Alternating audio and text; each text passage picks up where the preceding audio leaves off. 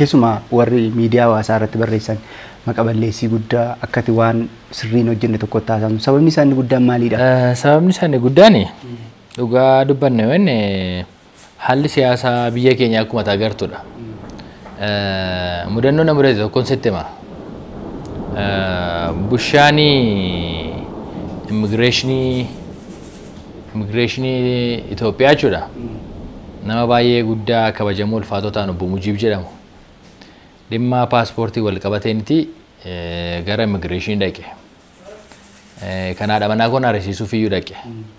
Naani kottadhanii karaa dudduubaa seeneenii karuma VIP nagashaniiti. Waajjira isaaniitti isaan nama guddaadha umuriinaanis baay'ee gargar fagoodha nuti. Garuu kabaja guddaa nutti agarsiisanii waaqayyo kabaja isaaniif haa kennu. Akka waajjira isaanii seenneen isheen isa duukaa jirtu waan ta'eef inni jalqabaa gaaffii isaanii na gaafatanii yoo jiraate namoonni miidiyaa kana irratti si hammeessan jedhan maqaa nama tokko iyyuu addumatti dhaanii lafatti ol agartanii beektu naan jedhan.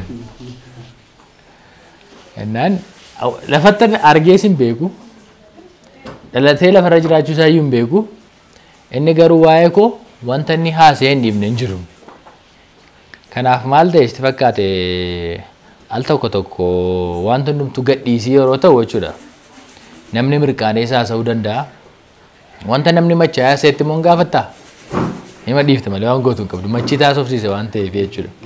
Kanaaf namoonni tokko baay'een isaanii namoonni na jibbanii amma dhugaa dubbachuuf deebi'anii dhufanii kan dhiifama gaafachaa jiran illee jiru. Taliidha akka malee si hubanne. Etuu waa'ee eenyummaa keetii sirriitti nu hubatini. Jettee dhumaan si jibbinee kan naan jedhan jiru.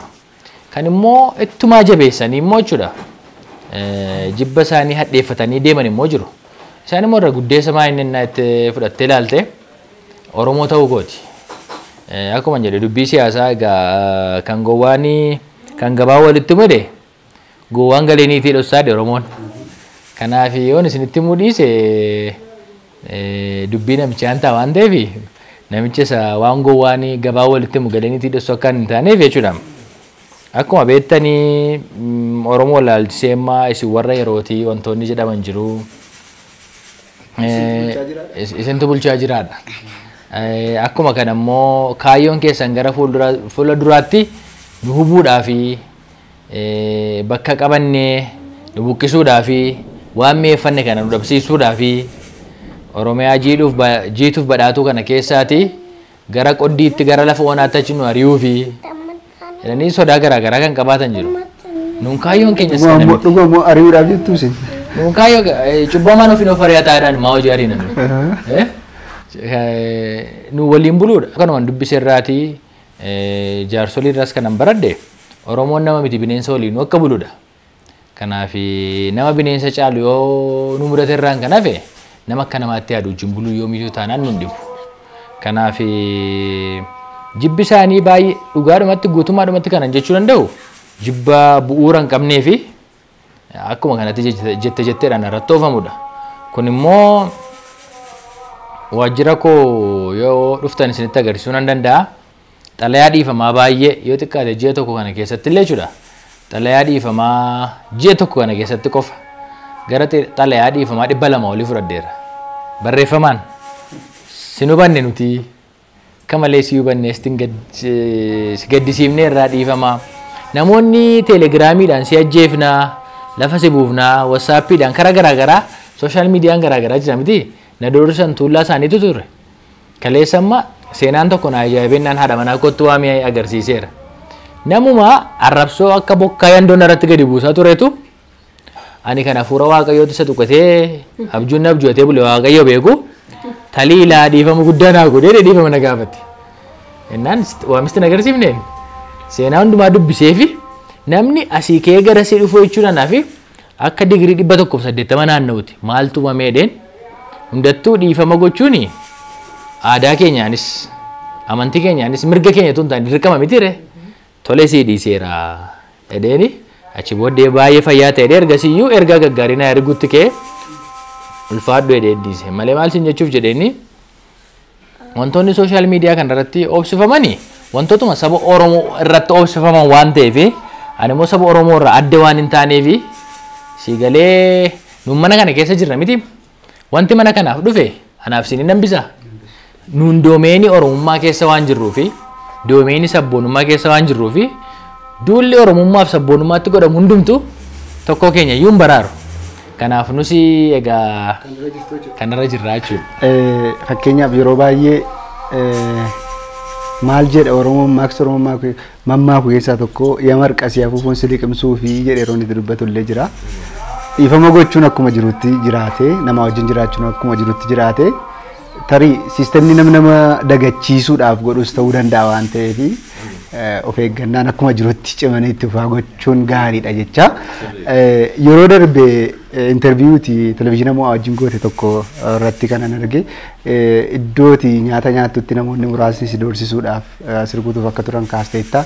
Wanti sun sana asitti akkamittiin jira? Dhugaa dubbachuuf hundumaa dursee Waaqayyoon hin galateeffadha. Raajiin masaratanaaf dhibantaa jabaadha. Faarfataan kabaa fidoos hojjetaa wangeelaa bultiinis hundumti isaanii jechuudha. Loltootadha. Gaafa akkasii dhumeerri qawween isaanii kan jennu. Riilmii hafuuraa keessatti jechaa jira. Addunyaa hafuuraa keessatti loltootadha. Namoota baay'inaa kadhatanidha. Obboleettii koo Araggoo dabalatee maatiin koo hundumtuu namoota kadhannaadhaan baay'inaa wajjin jiranidha. Kanaaf akkuma kana immoo sabni Oromoo yeroo sana yoo agarte ta'e sooshaal miidiyaa irratti yoo ta'u malee reaakshiniin karaa saba koo saba Oromoo ture reaakshinii laayyoon turre. Jarri sun tokko na kabaluuf yaadaniiti kuma tokko kabalaman. Kanaafiyyuu onneen jaraa immoo beenna keessa isaanii Aduwaa jeneraalota 11 keessaati. Sagal Oromoodha. Lamni warra kaaba gubbaati. Isaan tokko iyyuu keessa hin jiran. Warri nu arrabsan kun jechuudha. Gaafa qabaa ganna dhiisaa garuu jeneraalota kana keessatti hin argin isaanii malee. Kanaaf qabaa ganna dhiisaa keessatti isaanii hin arguun nuun waan durumaa jalqabnee abbootii keenya irra dhagaa dhufneeti ijaan agarre waan ta'eef nun dhibu. Kanaaf waan gadi fidan immoo qabanii doorsisuu yeroo sana turesi amma hin jirachuu hin danda'amu. Garuu bifa garaagaraa amma step up gochaa deemeera. Haala bifa kompleksii ta'een akkuma kana garuu security'n mooraa keenyaas baay'ee eegumsa guddaa naa godhu. Mootummaanis wanti narra gahaa jiru kun jireenya koo fi baay'ee sodaachisaa ta'uusaa argii hubatee dheebooddee eegumsa gahaa naa gochaa jira. Namni ta'e tokko sooshaal miidiyaa isaarraa waan dubbise tokko warra Oromoo kana jiraachuun barbaanne keessaa saba ta'edha. Waa'ee kee maal jedhee barreessa ture waa'ee amantaa wal qabsiise. Keessumaa yuuneeniin sun gamtaanii hojjetoota daandii xiyyaaraa Itoophiyaa kuni akka jirutti ergee ati dhuftee kaastee amantaa biraa tokko babal'isaa akka jirtu fakkeenyaaf amantaa amma Oromoon keessumaa kan beekamu amantoota gosa garaagaraatti amana. Oromoof kan akka sababa guddaatti ilaalamu amantaan itti waaqessu yookiis bakka nama nutu hin taane hidda dhaloota isaa sana Oromoo ta'uu isaati kan Oromoo walii galchu waan ta'eef amantaan kan dhuunfaa ta'etu jiru jechuudha. Just waan bara Iyyaasuun aangorra ture sana warri faallaa Iyyaasuu turan Iyyaasuun amantaa Islaamaa hordofaa kanaaf jedhanii shira irratti xaxaa turan sana waan kana wal qabate tokkollee waan dubbisee qaba. Warruma amantaa Islaamaa deeggaran qofaaf akka dhaabbattutti barreessaa turanii ofii keetis akka amantii sana hordoftutti kaasaa turanii amantii kamiin hordofuun rakkoo qabaatee tun jennu kun fedhii abbaati. Tarii waan kana wal qabatee waan nu kaastu qabda. Waan jabaa malee yaadaan waan odansii kaasa malee maal ta'ee waajjira mootummaa qaamotuma olaanaa dhimma hojjettoota ilaallatu waajjira mootummaa olaanaatti waamame. Achi booddee teenyee waliin mari'annee waan baay'ee waliin dubbannee laaqana nyaachuu baane. Gaafa laaqana nyaachuu baanu gaafa laaqanni dhiyaateedhu egaa nuti Kiristoosiin kan nuun fudhanne bara onas moosana siif waan ta'eef ani eenyu jiraadhe dhimma hin qabu. Baay'een ijinaan jiraadhes gaduma jedheen galateeffadhee nyaadha. Gaafa hin gajjedhu hundumtuu amma hin gajjedhu kana ituu suuraa na kaafate illee kan barbaadu inni godhee yaada. Maaliifii tokkoffaa ani hin beeku maqaan Taliila jedhu maqaa amantii musliimaatti xiqqoo siqatee ani hin beeku akkamitti akka isaan hubatanii garuu maal naan jedhe namichi Taliilati Protestaantiidha moo naan jedhe. Eeyyeen jedheen. Ana amma ammaatti kanan si beeku akka ilma musliimaa taateetti naan jedhe. Lakki ana abaabayyuu koorraa jalqabee iyyuu kiristiyaanadha. Wangeela dhageenyee abaabayyuu keenya irraatii dhufee dhaalaan arganne kiristiyaanummaa namni dhugaa nu ba'e mitiin jedheen. Achi dubbii biraa immoo maal jedhee siinii kabajamoo abbaa duulaatu fidee dubbii makan akka Tawaldee Gargaartuuf eellaansii si kaa'edhamaa naan jedhe. Kanaaf eellaansii ergii gartee immoo mammeennaan yuunivarsiitii Jimmaatiin eebbifame kallattii daandii qilleensa Itoophiyaan seenee Harargeen seenee immoo waggaa 10 oliin jedheen. Malee dhimmuma kanaaf itti ilma Oromoo tokkotu Tawaldee gargaaruudhaa fi bakkeedhaa seenee dhanii haasa'u. Kanaaf jarri haasaan jaraa akkamitti fakkaate? Yoo barbaadani ilaa kara lama haasa'u. Miiraa nama mucaanyuuti. Kan kooti. Gaafa barbaadan maal godhu sitti fakkaate? Oduu asiidha.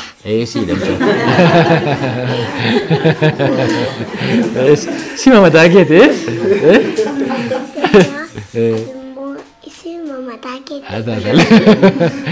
Amma istaayilii lama fayyadamu tokko oduu baay'ee ajaa'ibsiisaa dhokatee ture. Kan afaan isin bansiisu jedhanii miiraa poostii godhanii miiraan intala taliilaati. Maal san nama dabaree kun haqa jiru. Anuu aleeraa tokko kana fayyadamu. Tokko immoo jechuun dhugaama jiruti waan ajaa'ibsiisaa godhanii lafa kaa'uu barbaadu. Tokko immoo waan anaajii waliin fakkaanne waluma tasuma jechuudha. Sirumaa waan anaajii walitti hin dhufne fuudhaniiti andarratti deelu barbaadu. Warra wajjin hoogganu keessaa hojjettoonni amantii musliimaa hordofan jiru. Hojjettoonni amantii ortodoksii hordofan jiru. Waaqeffataan jiru. Akkuma kana immoo jira protestaantiin.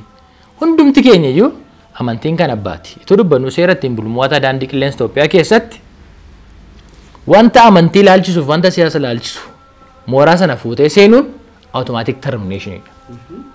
Yeroo gabaatti addaan kutachuudha walii galteetti. Seera hojiidha. Seera ittiin bulmaataati kun. Kanattis nuti namanna. Maaliif mooraan sun abbaan fedhe seenee ilaalcha siyaasa isaaf amantiisaa kan itti calaqqisiisu taanaan biizines kaampaniidha malee waldaa miti. Yookaan immoo masjiida miti. Mana amantaa miti. Akkuma kana immoo paartii siyaasaas miti. Amma miti jechuudha. Baruma Ihaadegii bara seeriidhaan warri ijaaranii iddoo hundumaatti yuunivarsiitii keessatti illee tunafi mootummaa dhaabii siyaasaa seelii ijaarratee ture. Dhaabii siyaasaa kan inni keessa hin jirre waajjirri mootummaa jiraate daandii qilleensa Itoophiyaa keessa ture. Maaliif guutummaadhumatti biizines oriented yoo ta'ee deemerraan kan hafe kaampanicha jechuudha horoomuu hin danda'u bayyaannachuu hin danda'u. Mootummaanis wanta kana beekuufiti ilaalcha siyaasaas haa ta'u ilaalcha amantii fedhe jechuudha mooraa sana keessa kan hin seennee fi jabaatee kan inni dhorkuuf kanaaf jechuudha. Nutis ilaalcha kanarraa adda hin qabnu mooraa sana keessa amma nuun hooggannutti amma nuun bushinutti ilaalchi siyaasaa fedhes ilaalcha amantii fedhes mooraa sana keessatti abadan hin adeemsifamu. Waan barbaade immoo nuun jechuu danda'u. Sababiin isaa simbirrooni mataa keenya darbuu hin dandeessi. Mataa keenya irratti garuu duunee biyyoota malee manneen ijaarrattu. Yeroo baay'ee hojiin hojjetamu hojii qulqullinaa hojii walqixxee ta'uu qabaa kan jedhamu dubbatta. Dhiyeenya kana waan arge keessaa malaamaltummaa wayii goote. Birrii namaa laatteetu waan darbuu hin qabne tokko dabarteedha. Waa tokkotu na mudate. Hawaasaatiin dhufaa jira. Ituun hawaasaatiin dhufaa jiruuni konkolaataa oofaan bishaan dhuga. Oofaa gaafa bishaan dhugu seeruma isa kamittuu kun dhowwaa miti. Seera tiraafikii kamittuu armee ture. Seeruma isa kamittuu kun dhowwaa miti. Maalla godhaa arsii nagalleedha akka hin beekne jechuudha. Tiraafik poolisiitu hin taane warri wayyaa riflektarii qabu uffatan kun jiru miti. Hojjettoota abbaa taayitaa daandii natti fakkaata. Konkolaataa na dhaabsise abbaa taayitaa geejjibaa na dhaabsise. Tole dheennaaf. Achi booddee egaa waraqaa eenyummaa innaa itti laadde sirratti barreessuu kooti kaanaan jedhe. Badiin dalage dursitee yoo natti himte yoon jedheen. Bishaan harka tokkoon attamitti mooxxuu konkolaataa qabattee harka tokkoon bishaan dhuddaa jedhe. Atta waan isaa bishaan dhuguuf dhaabuun qabamoo bishaan tarraqee ta'een jedheen. Alkooliidha miti kan dhoobamu. Bilbilaa isaan jiru Bishaan immoo abbuuqqattee amma keessutti hundumatu gochaa deema. Innaan lakkii gaa yoo ammaate birrii 1,000 moo 2,000 dabamtaa jedhe. Innaan haa ta'u adabbiidha miti hin jedheen mootummaaf hin kaffalaa natti barreessi garuu hin jedheen. Wanti kun seeraan aladha. Seera tiraafikii keessatti isa barreeffameeru natti agarsiisi hin jedheen. Isa natti agarsiisuu dhiiseeti isa balleessite irratti immoo hokkora kaasuu barbaadaa naan jedhe. Innaan hokkora kaasutu hin ta'in mirga koofan dhaabbachaa jira natti fakkaata. Atis immoo kana tas jirtu adabuu qofaaf utuu hin ta'in barsiisuudhaafisi. Mitire? Bakki isaa eessa ture? Arsii Nagalleeti akkam ba'een magaalaa ma akkam ba'een. Achi booddee gaafa akkasii dheedu mee garuu hin mari'anna isinii kanuma keenya natti fakkaattu jedhe. Kan keenya ta'uu koo fi afaan keenoo sitti haasaara kana caalaa mirkaneeffannaa maalii barbaadde maqaa akka konoo dubbisaa taliila dheeressaa guutamaa jedha. Maal barbaadde hin jedheen. Achi booddee haa ta'u gaanaan barreessaa jedhe barreessi hin jedheen. Achi maal jedha gaafa barreesse immoo ilaa ammas eessaa hojjettu jedhe Finfinnee hin jedheen. Finfinneedhaa marmaartanii heeyyama konkolaachisummaa keessanii fudhachuun naan jedhe. Baay'ee rakkisaadha jedhe. Gaafa dhuftanis argachuu dhiisuu dandeessu waajjira namatti argachuu dhiisuu dandeessu jedhe. Adabamuu gosa nannaan fudhadhe yoo amma inni akka inni hin adabamneef immoo ditaransi na jala kaa'eera. Dhugaa dammoodha hojiif hin deemee yeroo hin qabanii asiiti Arsii Nagalleetti laayisensii koo barbaacha barbaaduuni itti jechuudhaaf immoo dubartiin uffata seeraa uffatte kan tiraafik poolisii irraachisittee dhaabbatteeti waliin dudubbii waliin goonuun cakkafti turte.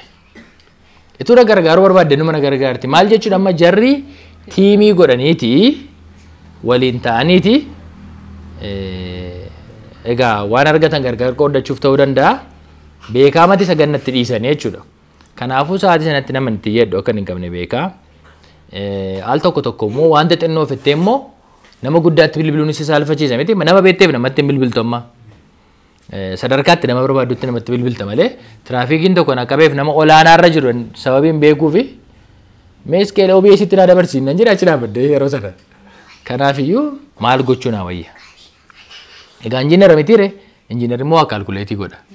Kanaafuu bu'aa isaan analaayizii godheen booritti gaafatamummaa yoo dhufe illee itti gaafatamuu naa wayya malee Finfinnee dhumatti tun hojii korraan marmaariin. Yakka gooti.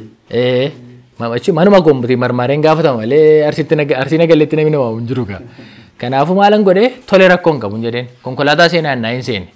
Kanaafuu adabamtanii ma deemtu nuuf jedhan toleen jedheen. Birrii abbaa shanshaniin paarkiingiidhaafan birrii abbaa shanshanii achi keessa naqee deema. Isa abbaa shanshanii sana afur walitti qabeen caccafaqeen ho'aa hin jedheen. Achi booddee birrii daman kenne. Birrii dama kennee egaa hattuun ijaan jabaattuudha miidhe inni fuudhee hodumate achi booddee laayisensii koo harkaa fudhachuuf jechuudha. Akka xiyyaara lafaa ka'utti konkolaataa koo kotte na baasin jedhee jechuudha. Kanaaf amma dubbichitu dubbannu afaan seeraatiin yirgaadhaan beektaa?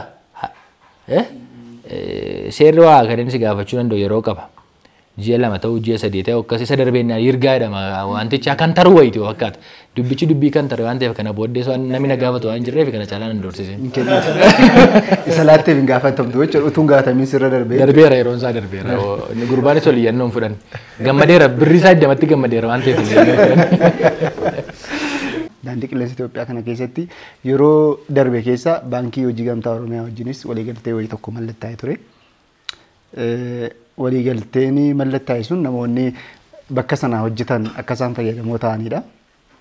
Isa dura yaalii isin taasiftan ni jira iddoo biraatti karaa baankii daldala Itoophiyaa keessas akkasii akka jiru quba qaba. Mee wanti isin isa duraarraa fooyyistanii kana gootaniif akka waldaa keessanitti jechuudha maal ture? Inni jalqabaa egaa baankii sana maqaa balleessuu natti hin ta'in malee sababa jiru dhugaa maxxan kaa'uun qaban argina gaafatteeti.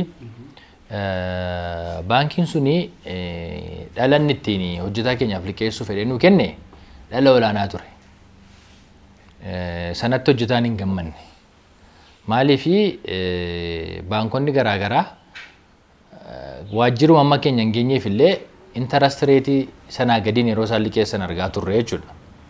Karaa biraa immoo dallaalaa miti kunoo mana na beeksisettu kuni yoo duukaa deemte baankii isa kamiin bittaasiin jedha. Baankii daldala Itoophiyaatti gaafate jettu jechuudha. Baankii daldala Itoophiyaa tettee amma mana meeqa na argite ree harfa shanan tokko na argateettaa ree eessaa immoo na argite ati gaafatte fuftu galagaltee gaafa laaltu hin jirtu. Dursi dhiisee deeme. Baankii daldala Itoophiyaa jedhamu isaa dhagee jechuudha. Akkas jechuun Deemsa manicha keessaatu walxaxaa waan ta'eef baankii daldala Itoophiyaan daldalaan mana sitti agarsiisu. Isa qofaatu hin ta'in tilmaama mana ati kitila shaniin argattu inni dhufee kitilaan lamatti sii tilmaamee yookaan lamaaf walakkaatti sii tilmaamee sokka. Walakkaa isaa isaaf fuutetti guuttatti. Silas kanatti liqiidhaan bituudhaatti waan hin qabneef biti tu qabaatte kaashii kaffaltee bittu. Kana biratti immoo bu'aawwan garaagaraa fakkeenyaaf kan interest free banking kan jedhamu kan musliimotaa jira miti ree hojjettoota musliimaas qabna isas konsiidarii nu godhaa inni itti barreessine. Kompleentii kara hojjetaa jiru tilmaama manaas ilaalchisee konkolaataas ilaalchisee sirreessaa inneen. Isaanii guyyaa guyyaatti biirokiraasii nutti dabaluu fi akkaataa adeemsichaa akka jireenya hojjetaatti hadhaa'u godhe wantichi. Waggaa tokkoof ji'a ja'a turtii ture kana keessatti hojjetaan baankii sanarraa liqeeffate hojjetaa 200 illee hin guutu. Ergi hojii baankii gamtaa Oromiyaa wajjin hin jalqabne amma ji'a 3 hin caalu. Hojjetaan kana fudhachuudhaaf appilaayi godhe 4,000 olidha. Maaliif tokkoffaa interest reetiin isaa baay'ee gadaanaa. Lammaffaa mana hamma parsantii 100ttidha kan inni sii bitu. Akkas jechuun akka Ameerikaa gochaa irraa jechuudha. Ameerikaadhaati mortgage loan jechuun mana dhattee ilaaltaa guutummaa isaa baankii sii kaffala miti. So addanatti illee istaayilii sana finne jechuudha. Karaa biraa biirokiraatikii miti. Konkolaataan bitadhattee guyyaa 2 gidduutti si fixu. Hojjetaan konkolaataa bitatu hundumtu wanta baankii sanaa kan inni dhufe natti immoo akka kana riifatoodhaa isaanii ajaa'ibsiifannaadhaan jechuudha. Fi isaanumtu promooshinii gaarii amma Finfinnee keessa iddoo fedhe dhaqii ilaali. Barumaaf na barbaade callisii mayyuu dallaalaa gaafadhu manaan barbaadannaa itti hojjetaan mootummaatii siin jedhu eettaan miti. Daandii qilleensa Itoophiyaa hojjettaa siin jedhu. Nan dura harka qabatasanii si fiiguutti kaan. Hojii baankii gamtaa Oromiyaa sii bitatan jechuudha. Wantichi baay'ee gaarii waan ta'eef jechuudha. Kanaaf hojjetaa gajjalaarra jirus gargaaruu dandeenya irraa. Interest reetiin isaa immoo parsantii 7. Wal qixachuudha. Birrii baankii naa gashattanii parsantii 7 sinii dhalanii isan ittiin dhaluuniti nu liqeessaa jiru. Kana immoo akkamitti amansiisuu dandeenye paartinarshiippii garaagaraa uumna. Nusi kan keessanii isinis kan keenya waliin hojjennanne gaafa kana goonu garuu wanti batamuu qabu. Utaallee baankii hojii gamtaa Oromiyaa irra buune tun ta'in baankota jiru dhaman hundumaaf xalayaa barreessine. Waggaa tokkoof ji'a ja'anarraa taliila dheeressaa namni beeku jira. Namni beeku hin jiru. Kanaaf isuma beeku beeka dhugaa keetti. Kanaafiyyuu maqechuma laalanii amantanis dhiiftanis maqaa baankii sanaan dha'u xalayaa nu harkaa fuudhanii qodaa kosii keessa kan buusan turaniiru. Warri kaan immoo rasiifdii isiniirru kunnu yoo barbaadan kaa'aa sokkaa kan jedhanis turaniiru. Jechuun akkamidha isinitti himu baay'ee fuulan taane nutti agarsiisanii kabajaa nuuf malulleetu nuun laatini akkaataan taaneenii kan nu keessumsiisantu jiru jechuudha. Har'a wanti kun hundumtuu dhugaa ta'e ergii dhufee booddee bilbila koon cufadheema. Baankiin hundumtuu adaraa taliila kana nu gochuu dandeessu akka gamtaa keessanitti adaraa kun ta'uu danda'a deebisanii imma gochuu danda'u keenya ergii hubatanii immoo kompitiishiniin jiru amma isinitti himuu hin danda'u. Kanaaf nuun garuu yeroo sana bifa ifaa ta'een hundumaa walqixa dorgomsiifnee hundumaaf xalayaa arginee baankiin hojii gamtaa Oromiyaa keessaa waan nu deebisee fi nu deebisu qofa muutuu hin taane akka nuun barbaannu walitti waan nu deebisee fi isa wajjiniin walii galtee kana gamtaa hojjetoota buleessaa daandii qilleensa Itoophiyaa sana hoogganu dabalatee daandii qilleensa Itoophiyaa dabalatee baankii dabalatee sadiitti goone jechuudha walii galtee kana. Kanaaf gaafa san dhuftanii nu gabaaftanii turtan miti reesinis haala bareedaadhaan baay'ee isin galateeffachaa isaafis. Kanaaf amma hojjetaa hundumtuu baay'ee gammadaadha itti tolaadha. Bu'aa amma ammaatti arganne keessaatiiyyuu kun isaan gafaa ta'edhanii amantus dhiiftus ji'a tokko gidduutti gamtaan hojjetoota keenya miseensota haaraa 3,000 ol argachuu danda'eera kanaan wal qabate.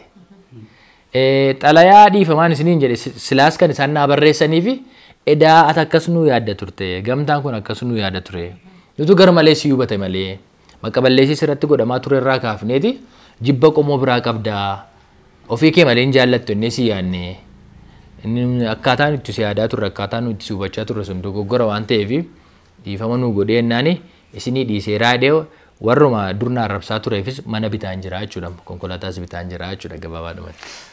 Baay'ee namatti tola. Meegaa fakkeenyaa fi gara atamma abbaa maatii qabda. Mee seenaa kee dudduuba deebinee xinnoo ishee haasofnu. Duraanii mee wayita ijoollummaa keetii kaastee haalli itti dabarsite mee maal fakkaata? Ergiisa jettee booda immoo ishee wajjin akkamitti walitti dhuftan? Eenyu kan jedhu kana sinuma fandisa sin dubbattu waan ta'eef gara boodaatti namni dogoggorraan garuu ragaa waan hin qabuuf eeggachaa sun gaariidha. Muummee makaanikaal injiinaringii seenee isheen immoo ikoonomiksii seentee turte. Eessatti wal beektu ishee wajjin? Ishee wajjin egaa mooraama keessatti wal barree isa jalqabaa yoo isheen jette wayyaa ani beezii dorgomuu dhaqeen ture yeroon kutaa 8 baru. Ga'eeni haalotumti tokko naan mijannee hundi deebi'ee galeen ajjoodhumatti. Yeroo sana egaa isheen si argeeraa naan jetti dubbicha isaa jalqabe seedu kanaafi wallaalchaa ta'eef marraa beektaa. Ani garuu arguu kana yaadadhu yeroo najjoodhaatii dhufe nama na dura yuunivarsiitii Jimmaa galee karaa waldaas wal beennu mucaa akka abbaatti ani ilaalu Lammii Waashumaa kan jedhamutu anaaf ishee wal nu barsiise. Inni kan inni asa nutti hin kaasin nun gaafanneeti amma birrii mi'aayi kanaan nu gaafattee fayidaa nu gocha. Malee isatti wal nu barsiise. Ergiinni wal nu barsiisee booddee hiriyyummaa noormaal itti fufne. Noormaali hiriyoota durbaa baay'een qabanii hiriyyaa dhiiraas nama wajjin sooshaalaayizii gochuu waan jaalladhuuf jechuudha. Garuu gaa dubbiin kan ishee hammaatee gara kanatti dhufe kan ishee hiriyyummaa isa kanarra adda ta'e. Egaa garuu yuunivarsiitiidhaa jalqabnee gaafa isheen eebbifamtee baate jalqabnee dubbicha siireesii goone. Isheenis egaa siireesii ta'uu wantichaa akka medheessitti fuuldurumayyuu itoo dubbannu durbi yeroo baay'ee harka kennuu hin barbaaddu. Dhiirri immoo yoo duru ittuma garaan achi jiru jechuudha. Ati immoo garaan achi jiraachuu isaa beennaani maal goota reekoortee jiraatta booddee naannee akka dhufaan beektu.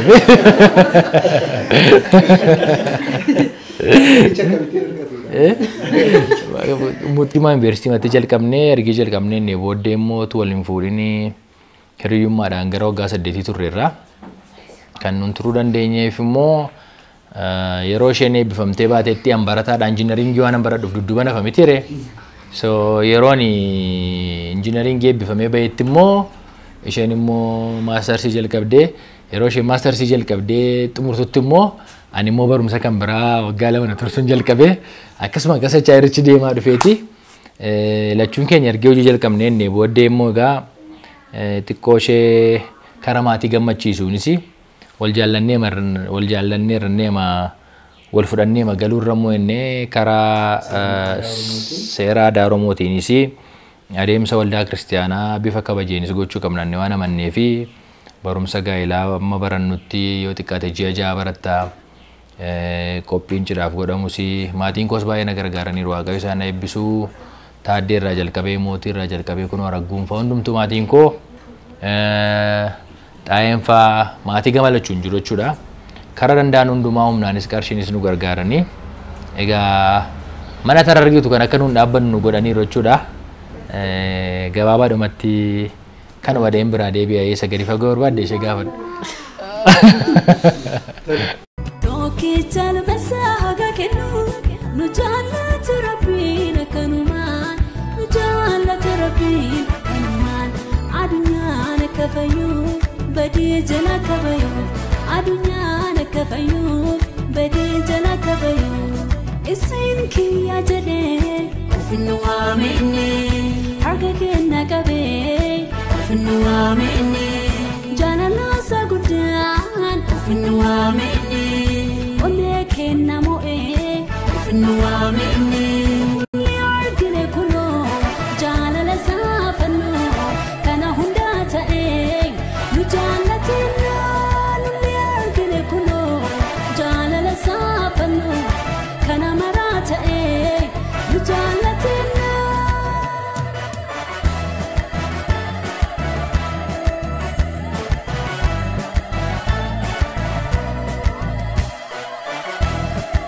kabajamtoota daawwattoota keenya ayyaana du'ee du'aa ka'uu Yesuus Kiristoos bara 2013 sababeeffachuun jechuudha mana injiinar Taliilaa Dheeressaa fi haadha warraasaa kumeetti turtii nuti taasifne ammallee akkuma itti fufeetti jira.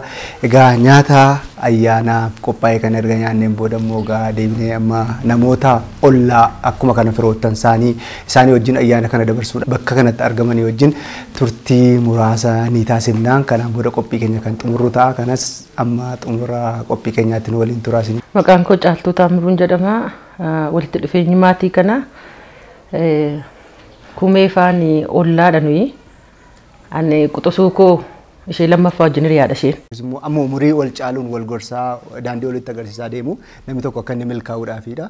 Tarii ijoolleen kun tarii ijoollee isin dudduuba jiru jettan kun yeroo isaan sadarkaa kanarra ga'anii hawwii qabdaniif yeroo har'a argitan maal isinitti fakkaatame akkamittiin ilaaltu gammachuu keessanis jechuudha. Kutannoo an qabu wayii keessa seetti argan isaan beeku ammoo ofimuu miti.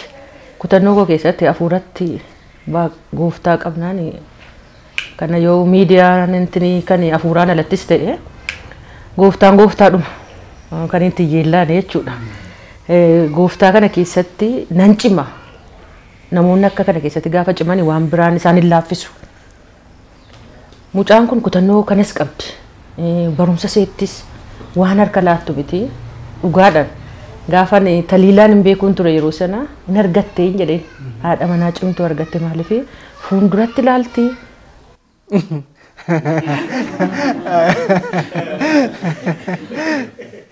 Fuulduratti ilaalti waan karoorsite sana amma galmaan gaattutti bitaa mirgattiin jettu. Isa keessaa nan jaalladhan amma yeroo baay'ee hiriyaa dubartootaan qabuun baay'inaan dhiirota. Garuu kutee kan keessa koottaftee wajjin maxxanneetti jirru akka carraatee Jimmaa Yuunivarsiitii baradheenis isaan duraan jira siiniyerii isaaniiti. Gaafa eebbifamee ba'u isheen immoo itti seente. Jaroota hiriyoota see beeziitti wajjin barataa turanii achi keessatti hafuuraanis liiji godhaan ture. Isheen immoo dhattee warroota akka dooktaroota baay'inaan dooktaroota waan ta'aniif injineroonni jiru isaanitti dabalamtee isaaniin dhiiseen sokke. Ammoo naa hidhata sana intini taane feesbuukiidhaan illee wal hidhannee jirra jarri kun jechuudha. Naa isaan keessaa ishee tokko baay'ee namoota jaalladhu ijoolleen baroota sanaa keessaa ciminaan kutannoodhaan gara fuulduraa ilaaluudhaan ishee tokkoffaadha kanaaf itti dhadhee nafee jiran mayyuu. Hawaasa keenya keessatti kan baay'atu tarii asumaan waajjiraalee garaagaraattis ta'ee wanta diinni yookiis immoo wanti tokkummaa Oromoo kan hin jaallanne wanti facee iddoo baay'eetti hin jiraata. Tarii akkuma guyyaa ayyaana waggaatiis waan ta'eef guyyaa ayyaana waggaa kana waan nyaataa waan dhugaatii qofa haasa'urraa maaliif biyyi keenya kun yoo nagaa taate yoo tokkummaan jiraate yoo jaalalli jiraatedha waan ta'eef biyya qabna jennu kana kan nuyi tumsinee jiraannu.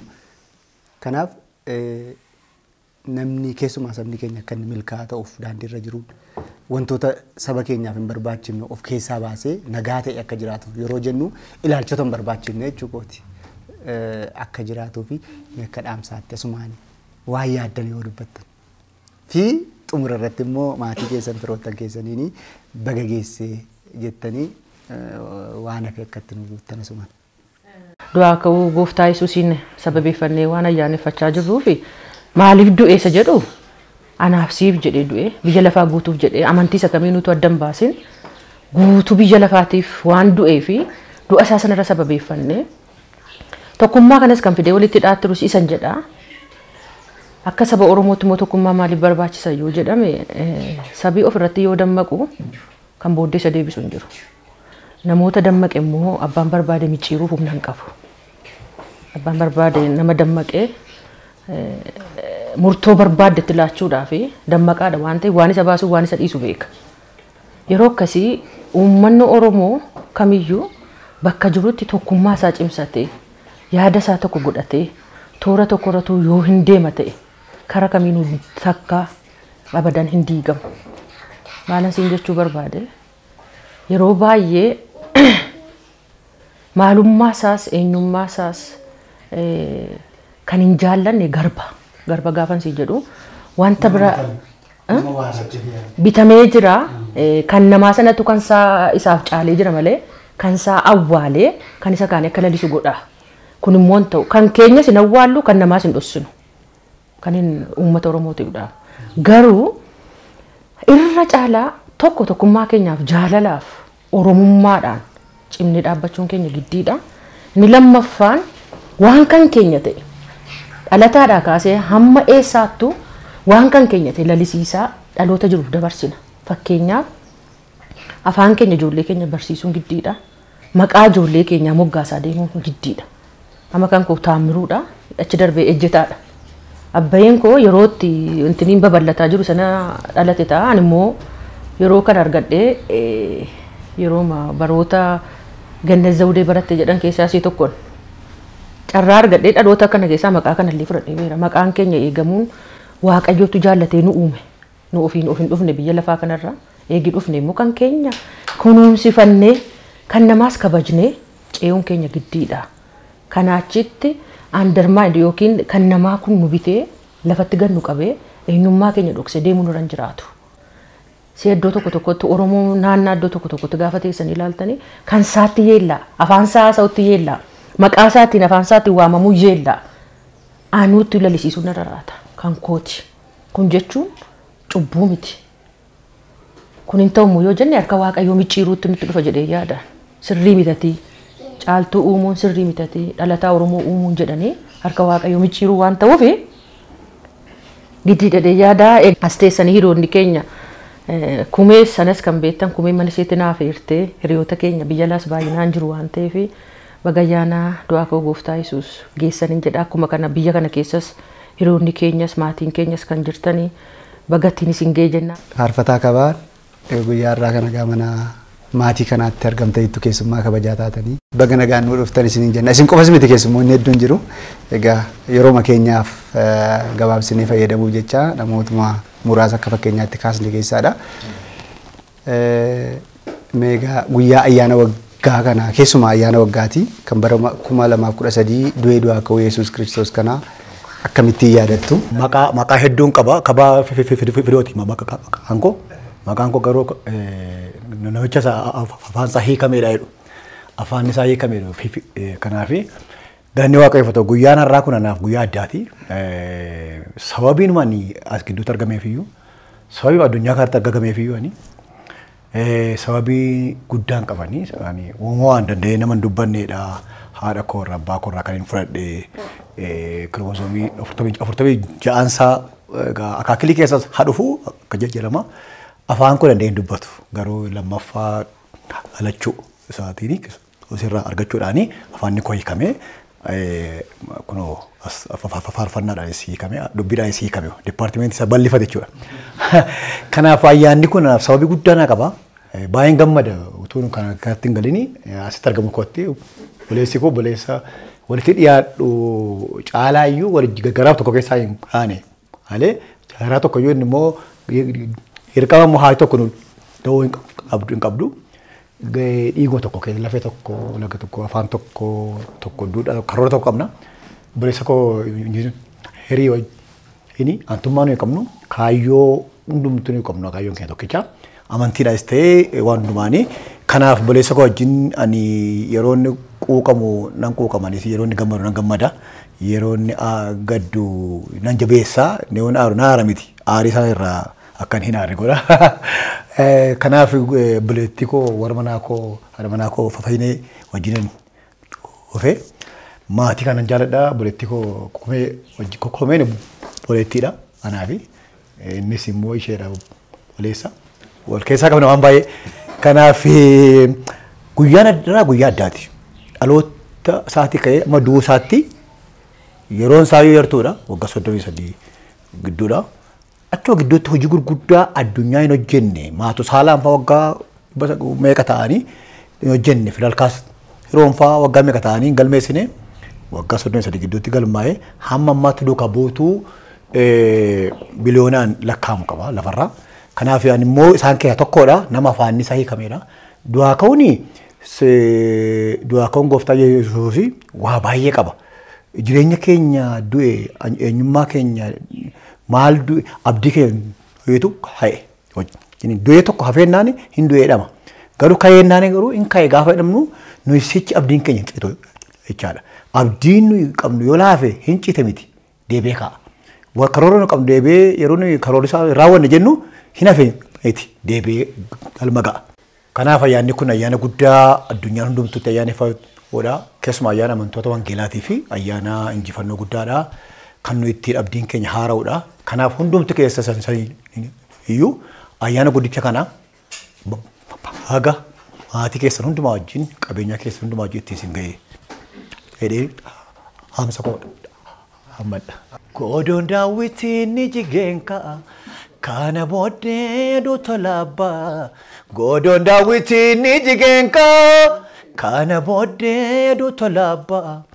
Dukkanni kun darbee kakuu sardee wanta haraata meenameen wanta haraata. Wanta harata bara bishaanni ammaate bidiru noy tumsee baate bakka salphaate tulfaate bara badiisa jiraate bara bishaanni ammaate bidiru noy tumsee baate bakka salphaate tulfaate bara badiisa jiraate abdiin keenya jiraataadha keessi keenya badhaadhaadha Isiyaaqiif eebbi dhufe waggaa beelaa itti quufe goodoon daawwitiin ni jigeen ka'a kana booddee duuta laabbaa. Goodoon daawwitiin ni jigeen ka'a kana booddee duuta laabbaa. Dukkanni kun darbee kakuu sardee wanta haraata meenameen wanta haraata. Wanta harata meenameen wanta harata. Wanta harata meenameen wanta harata. Ofirratti beenu malee gaarummaa waaqayyoo baay'ee baay'eedha. Ofirratti beenu malee arjummaa waaqayyoo baay'ee baay'eedha. Baay'ee baay'eedha. Baay'ee baay'eedha. Baay'ee baay'eedha. Baay'ee baay'ee baay'ee baay'eedha. Baay'ee baay'eedha. Baay'ee baay'eedha. Dachaaf gaarota isaas magariisa uwwisee. Waaqayyo gummaa isaa misoota mul'ise guddaa nu eebbise halkanii guyyaa isaa wal geeddarsiise Waaqayyo gummaa isaa ifa isaa mul'ise hedduu nu eebbise baay'ee baay'ee baay'ee baay'eedha baay'ee baay'eedha baay'ee baay'eedha baay'ee baay'ee baay'ee baay'eedha baay'ee baay'eedha baay'ee baay'eedha. Ofirratti beenu malee gaarummaa waaqayyoo baay'ee baay'eedha. Ofirratti beenu malee arjummaa waaqayyoo baay'ee baay'eedha. Baay'ee baay'eedha. Baay'ee baay'eedha. Baay'ee baay'eedha. Egaan kabajamtoota daawwattoota keenyaa ayyaana du'ee du'aa ka'uu Yesuus Kiristoos yookaan ayyaana Faasikaa bara 2013 sababeeffachuun mana Injiinar Taliilaa Dheeressaa akkuma kana Kumee Eliyaasitti turtii nuti taasifne kanuma fakkaata ture. Egaa qophiin televezyiinii OBS'n darban itti fufuu qophii kana kan qopheessan Isqeel Arga'uutii gama ogummaa kaameraatiin Hawwii Gurmuu nu wajjin jirti. Egaa turtanii waan nu hordoftaniif galanni keenya guddaadha. Ulfaadha. Jaallatee Rabbiin kanumaan addunyaan akka fayyuu badii jala akka fayyuu addunyaan akka fayyuu badii jala akka fayyuu. Isin kiyya jedhee ofinnu waamenne harka kenna qabee ofinnu waamenne jaalalaasa guddaan ofinnu waamenne olee kenna mo'ee ofinnu waamenne.